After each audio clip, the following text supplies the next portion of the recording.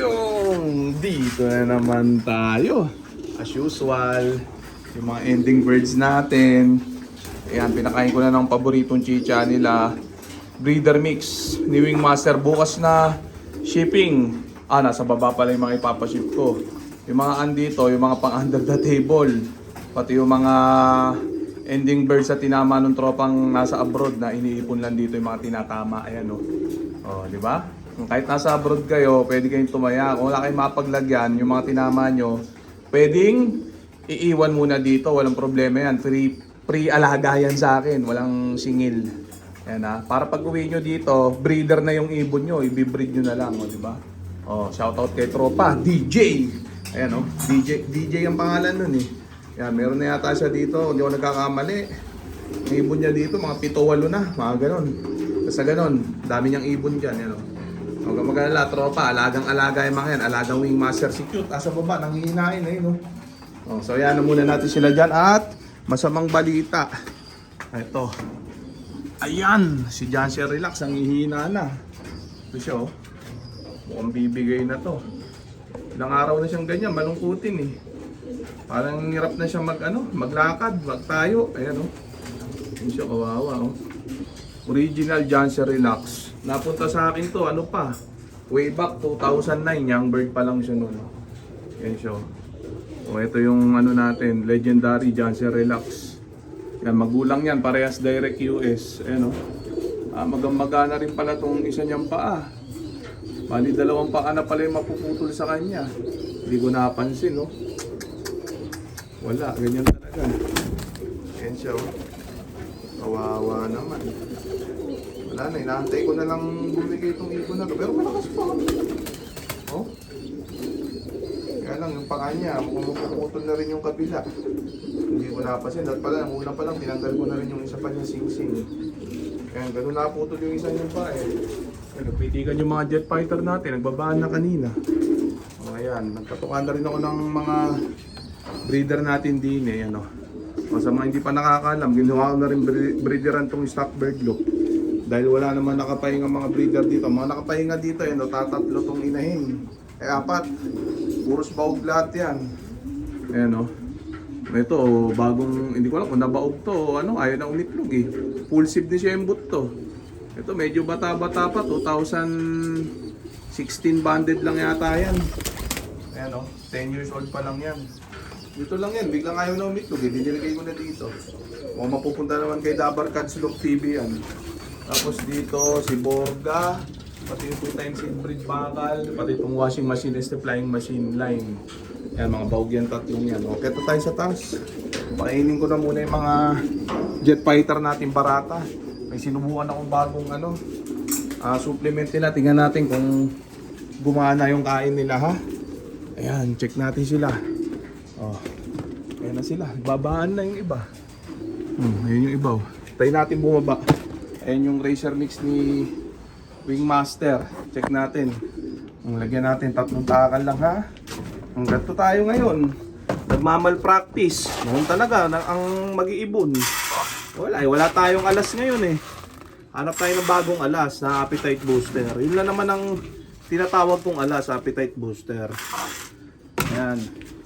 Kailangan makadiscover tayo ng bagong alas, appetite booster.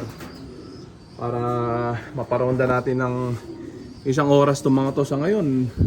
Papiyaw-payaw lang ang ronda ng mga to. 15 minutos, 20 minutos. Swerte na maka 30 minutos. Mahirapan ka manalo sa PHA pagka hindi lumilipad na 1 oras pataas ang ibon mo. Yun ang pawang katotohanan. Ano? Mabigat ang labanan doon. Kakainin tayo ng buhay doon.